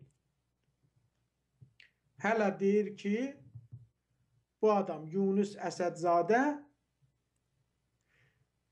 Xiyovda urjans binası tikiləcək. Yəni təcili yardım binası. Ki biri evində xəstə oldu, bir problemi oldu, ürək xəstəsi oldu və yaxud hər hansı bir məsələdə o urjansa, o təcili yardıma zəng eləsin ki, mənim evimdə xəstə var, 3 dəqiqə, 5 dəqiqə içində o urjans və yaxud o təcili yardım maşını həkimlə gəlsin o xəstənin başının üstünə. Hələ deyir, bu məsələni biz həll eləməyə çalışacağıq. Baxın, biz deyəndə ki, əgər bizim haqlarımızla bağlı məsələlərə biganə qalsaq, baş verən hadisələr bu şəkildə olacaq. Ona görə də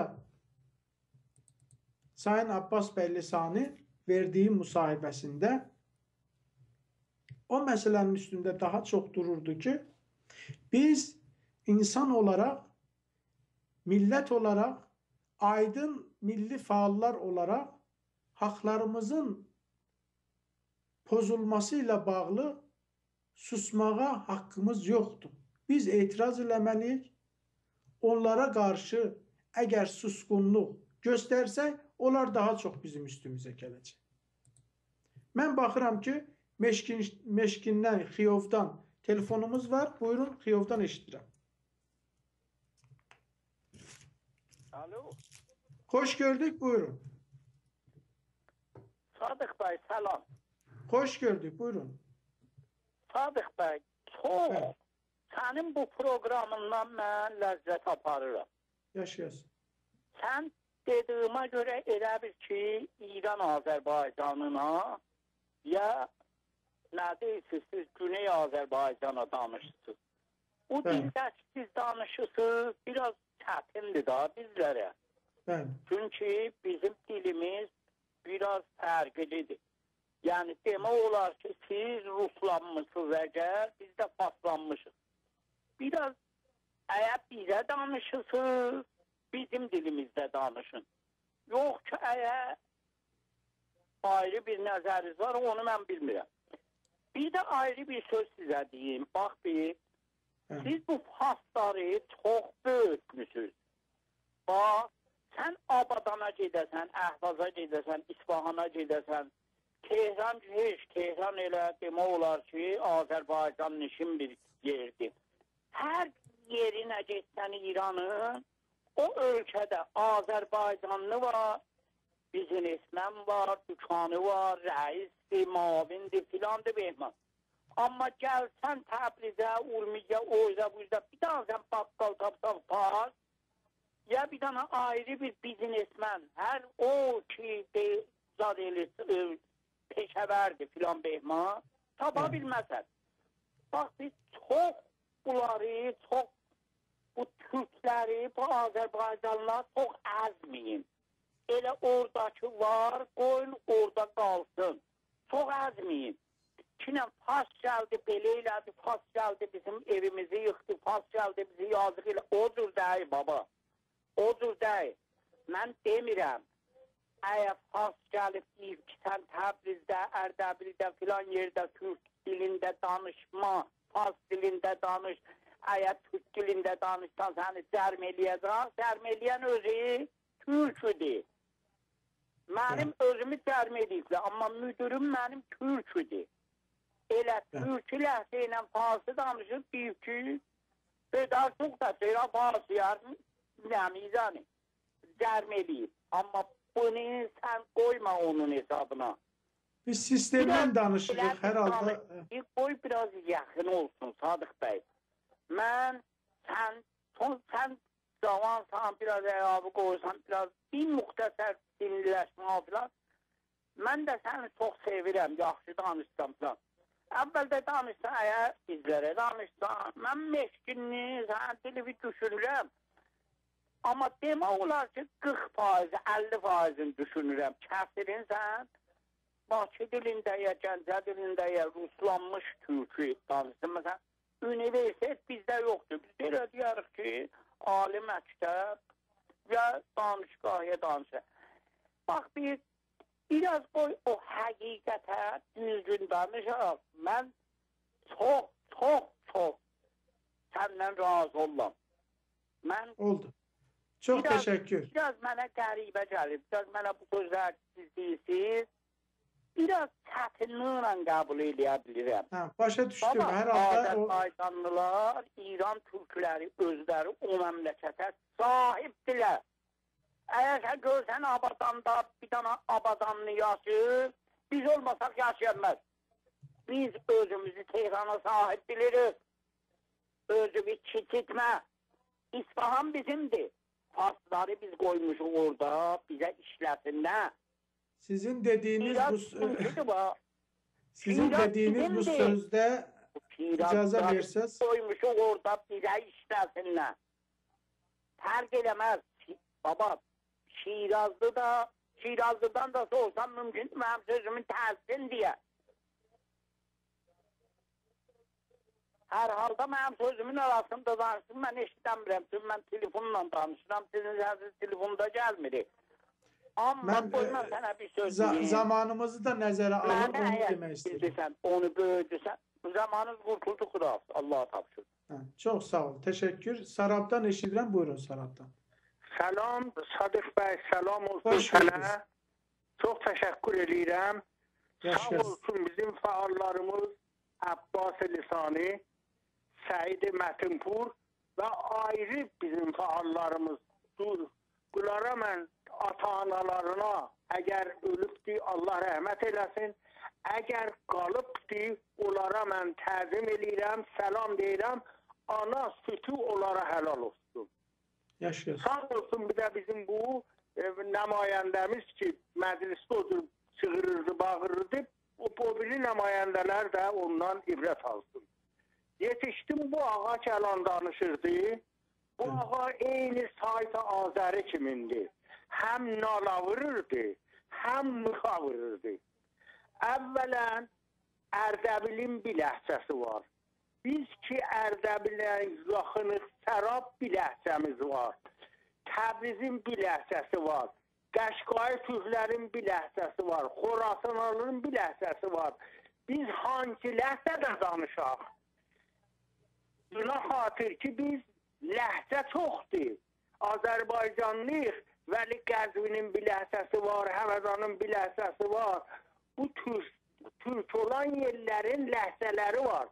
İllət budur ki biz bilmirik. Çünki bizim fərhəngimiz yoxdur. Bizim istilah başımıza döyüblər, savadımız yoxdur, televizyonumuz yoxdur. Bir dildə danışsın, hamı ondan dərs alsın. Əgər Sadıq bəy gələ Ərdəbil dil danışa, bəs Tərbiz neynəsin, Zəncan neynəsin, Mərənd neynəsin, Xoy neynəsin, bizim fərqlərimiz var, Urumiyyə neynəsin. Amma sən Fasları görürsən, İsfahanın bir ləhcəsi var, nə bilim Şirazın bir ləhcəsi var, Haranın bir ləhcəsi var. Vəli bir dildə Farsı dilində hamısı danışır. Qardaşım, sənin o iradın, iradı bəni İsrailidir. Sən utanırsan deyəsən, mən sənə irad tuturam. Don yedirmə. Hər ləhcədə danışır, elə danışsın, hamı onu anlayır. Məmnunam, sən o Sait Azəri kimin səndun irad tuttun, vaxtı da tuttun. Bizim əlan dərsimiz, bizə kim amuzış verirlər, o dər, bizə anladır, bizə o dər ki, bu Bakı dilində danışaq. Bu söz nədir danışıran? Kişi utan yinəm. Anlayırıq sən nə deyirsən, bəyə bir fikir edirsən, biz qulağımızda pambıq var.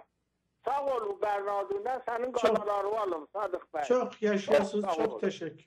Minnətdaram sizə. O birinci zəng eləyən dostumuza deyim ki, mən özüm Xiyovdanam, Xiyovluyam, Meşkinliyəm. Meşkinin kətlərinin birindən, yəni orada böyümüşəm, orada doğulmuşam. Mən özüm oralıyam. Mən nə bilim, Rusiya belə gəldi, Amerika ilə gəldi, onun ona dəxli yoxdur.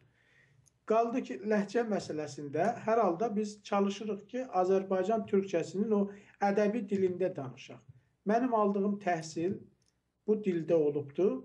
Hər halda o çalışıram ki, imkan daxilində o ədəbi ləhcə ilə danışaq ki, bizə o təhsil imkanını yaratmayıbdır bu rejim. İndi siz düşünə bilmirsiniz, o biraz da sizin də sorununuz deyil. Mən sizi də başa düşürəm. Başa düşdüyüm üçün də çalışıram ki, bəzi o məsələlər vardı ki, önəmli ola bilər. Və yaxud onu mən türkçəsini əgər deyəndə bəziləri onu tam da düşünə bilməsinlər sizin dediyiniz kimi, onu ilk olaraq farsça oxuyuram, fars dilində oxuyuram ki, rahat anlaşılsın ki, söhbət nədən gedir. Tərcüməsini də deyirəm ki, hər halda bizim başqa ölkələrdən, ayrı-ayrı ölkələrdən bizə baxan dəyərli insanlarımız da görsünlər, bilsinlər və eyni halda da bu dilimizin, ədəbi dilimizin yayılması və insanlarımız tərəfindən danışılması heç də pis şey deyil. Qaldı ki, o farsları biz qoymuşuq, nə bilim, hamısı bizə işləyir, elə buranın, İranın sahibi bizik filanı. Əgər İranın sahibi biziksə, o zaman o büdcə bizim əlimizdə olmalıdır. O zaman Azərbaycanın dili, Azərbaycan türkçəsi rəsmi dil olmalıdır. o zaman bizim qoyduqlarımız qanunlar əsasında məsələlər həll olunmalıdır. Amma aya bu məsələ belədir? Təbii ki, bu belədir. Bu günləri biz bir sistemdən danışırıq. Fars deyəndə biz faşizmin o sistemindən danışırıq və çalışırıq ki, o məsələlər haqqında danışaq. Xiyovdan eşidirəm, sonra Təbrizdən, sonra da İtaliyadan. Buyurun. Xiyov, buyurun. Alo. Buyur. Mənlə siz? Buyurun, bəli. Bəli. Mən zəng eləmişdim, Sadıq bəylə danışırdım. Məndən sonra bir adam gəldi. Əlbəttə adam ki, yəni adama bənzər. Gəldi, mənim sözlərimə cavab verdi. Mənim sözlərimi mən ona demirdim. Mən sözümü bütün yayırdım, Sadıq bəy cavab verə. O gərək öz danışığın danışıydı. Yox ki, mənə cavab verirdi. Mən anlıram nə deyirəm. Mən sizə başa düşdüm, amma bu düşünmədim. İcazə versəz, icazə verin, mən bir şey deyim. Bu sizi başa düşürəm, amma siz televizyona zəng eləyib danışırsınızsa, hər halda o danışığa insanların münasibəti ola bilər. Yəni bu heç də qeyri-adi bir şey deyil, ona görə də narahat olmağa dəyməz. O dostumuz da sizin fikrinizə fikir bildirir. Mənim əgər cavab verənim bir adam olaydı ki, mənim fikrimlə adama bənzər olaydı, anlardım nə deyirdi. Məncə siz mənim sözümü o zəng edib mənim sözümü gərək cavab vermir. O gərək öz sözlərini deyər. İcazə verin. Mən sizə yəni icazə verə bilmərəm ki, başqa tamaşaçının, başqa fikirçinin fikirlərini təhqir edəsiniz. Mən sizə hörmət qoyuram, çünki siz bütün hamıya yayırsınız sözünüzü. Bəli, o bir adam ki, gəlib mənim sözümə cavab verir, o mənim sözümə cavab verə bilməz. Bax bir, o öz fikrini deyə bilər. Mən necə öz fikrimi deyirəm, yayıram. O da öz fikrini deyib yaya bilər. Məni xitab gərək qərar verməyə. Mənim barəmdə o gərək danışma. Mən onun barəsində danışmamışdım ki, yox. Mən küllü halətdə danışmışdım. O da gərək küllü halətdə danışa. Amma təəssüflər ki, bunlar oturublar ki, biri bir söz deyə ona cavab verələr. O əgər çox mühüm adamdır, çox anlır nə mənə deyir, mənə cavab verməsin. Geçsin Xamneyə cavab versin.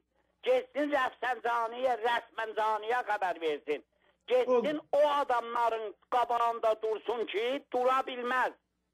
Yoxsa telefon dalısında, şüşə başa düşdüm, mən sizin o, hər halda o fikrinizi başa düşdüm. Zamanımızı da nəzərə alaraq. Sizin də bu proqramınızda hər kəs ki danışır, qabaqçı adama gərək cavab verməyə. Öz sözün küllü halətdə desin. Aydındır. Təşəkkür edirəm. Çox hər halda sizdən çox məmnunam, sizdən çox mütəşəkkirəm. Siz çox böyük iş görürsünüz. Çox sağ olun. Təbrizdən biz alacağıq zamanımızı nəzərə alaraq. Təbrizdən buyurun. Alo. Buyurun, Təbrizdən buyurun. Eşidirəm. Ay Sadıq bəy, o nə qədər o danışacaq axı? Vallahi mən çalışıram ki, o vaxtı ona xatırladım, amma görünür ki, eşitmir. O gələ bilər də axı. O qədər danışır, özdə elə qabaqdan gəlməlik deyilir. O söz odur ki, geçsinlər bütün faslara köləlik eləsinlər. Öz vətənin buraxsınlar, geçsinlər fas bölgələrinə. O nə sözdür deyir o? Biz burada icra gücdən söhbət edirik ki, bizim icra gücümüz olsun. Bizim icra gücümüz olmuyorsa abadan bizimdir, filan şey bizimdir. Elə bizim gücümüz olsa Urmiya gölünü biz nəzət verərik. Bizim heç nəyimiz yoxdur ki. Alo. Bəli, buyurun. Alo, bizim burada icra gücümüz yoxdur. Biz bir dənə maliyyət veririk, hamısını biz edə bilirik. Bu verdiğimiz maliyyatın Azərbaycanda var, xəşkiyar. Hələ qalsın ki, biz burada girək, biz Abadana sahibsaq, Tehranda sahibsaq. Məncə o adam onları bilir. Məncə o dostumuz mənim nirukarıma partiyerana, mənim nirukarıma partiyerana, mənim maliyyatma partiyerana, mənim sərmədamın puluna partiyerana, yoxsulların tək orada hamballıqda, çəyəçxınalarda, gəşqaylıqda işlədir.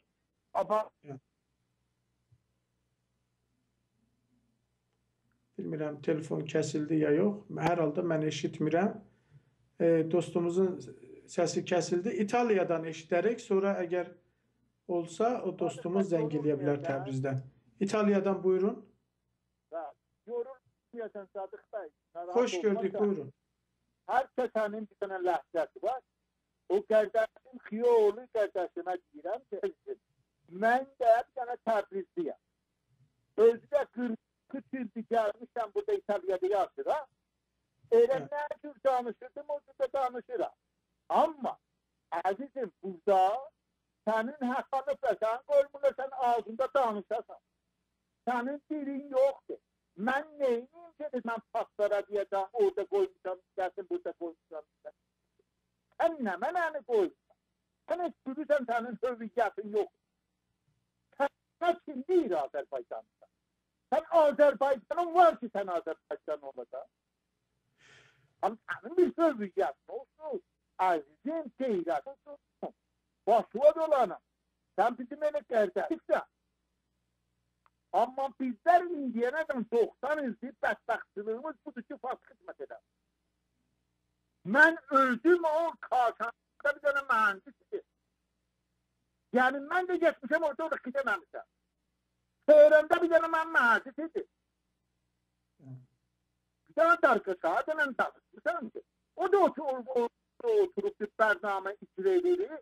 O qədər ki, qüdrəti var deyə bilirsən. Sən özünə icazə verəməsən başvur olanın. Əvəzin ki, ona bir dənə ronak verəsən, təsbih edəyəsən. Səndən ötürsən. Sənin haqqın yoxdur, öz dilində danışasan. Sənin haqqın yoxdur, öz dilində mədrəsən ola. Sənin haqqın yoxdur, öz dilində danışsan ola. Sən heç bilirsən nə mənəsən? Sən bir dənə göbələklimin bir şeydə başladın ana. Özümün ərşivi aparma. Aradan aparma. Fas dilimiz yoxdur. Bizlər niyə gələk? Gələk də o qəddə, yəni bizim ərşivimiz az olacaq. Gələklər ki, özlərinə dilləri yoxdur. Mən onun bir dənə 31.000-ci ləhcəyi Ərəbidə mən gərək məcbur olan onun da mən gərək dərs oxuyam. Baba var. Mən sənə deyirəm, başvurdu olanım, 70 yaşım var. Səndən də çox anlıram, sənin xanımın elindən də çox anlıram, sənin ruhanından da çox anlıram ki, onlarda heç anlamaq yoxdur. 1400 ildir bizləri bədbəxt edilmişlər. Başladı olan, nə bax ayılacaq. Deməli, ay lisanı o gözəllikdə sözlər danır. Mən ifade edirəm ki, mənim Azərbaycanımda bir cavanlar çıxıbdır. Mən özümdə yazdım bilədim. Onun nənəsinin sütü ona halal olsun. Mən o cavanlara lazımdır mənə. Mən sənə lazım gəl, mən sən mənə lazım gəl. Gəlsə mənim gözümün üstündə var. Amma gələcəm orada, tamam çəkəcəm, əliyəcəm burada Azərbaycanlıları. Gəldim, 2 il də bundan qabaq gəldim, hamımızı dəyişdim. Ulan biz məcəb bəxtli bir adamlar o. Bizdə də fərhəng var, bizdə də təməssümlər var. Bizlər bilirik kim o. Hani gətirib burada, fas ki 12 milyon fas gəlib hamıya burada hükümet edir, koymaram da. Koymaram. O Xamene'ni elə qaçırdım ki, getsin ya məşət, ya Irak'tan çıxartsın. Çox təşəkkür, çox minnətdaram. Biz zamanımızı da nəzərə alaraq hər halda sizi də çalışdıq dinləyək. Amma zamanımızdan artıq keçibdir. Biz dəyərli millətimiz çalışırıq ki, bu hər halda azad bir tribundur. Siz dəyərli millətimizin də fikirləri önəmli olduğu üçün biz çalışırıq ki, sizlərin də fikirlərini alaq, millətimizlə paylaşaq və sözsüz ki, hər kəs artıq indiki dövrdə bilir ki, məsələnin mahiyyəti nədir. Əgər bu günləri biz durub iddia eləsək ki, elə İran bizimdir, bizim əlimizdədir, hər şey biz eləyirik, bu çox yersiz iddiadan başqa bir şey deyil. əgər bir millətin hoviyyəti, kimliyi inkar olunursa, dili rəsmi deyilsə, özü öz taleyini həll edə bilmirsə, özü öz layihələrin, projələrini həll edə bilmirsə, icra edə bilmirsə, büdcəsi yoxdursa, hər şey mərkəzdən gəlməlidir, bütün əmirlər oradan gəlməlidir. Hətta işi o yerə gətiriblər ki, durur Əli Yunisi kimin faşist biri deyir ki, gəlin Azərilərə Türk demeyin, Azəri deyin, onları elə biz Azəri kimi tanıtdıraq hamıya. Yəni Azərbaycan türklərinə yeni bir kimlik verək. Budur məsələ. Biz bir siyasi sistemdən, bir ideoloji sistemdən, bir yapıdan danışırıq ki, o yapı Azərbaycan türkünün və orada yaşayan qeyri-fars millətlərinin varlığına qarşıdır.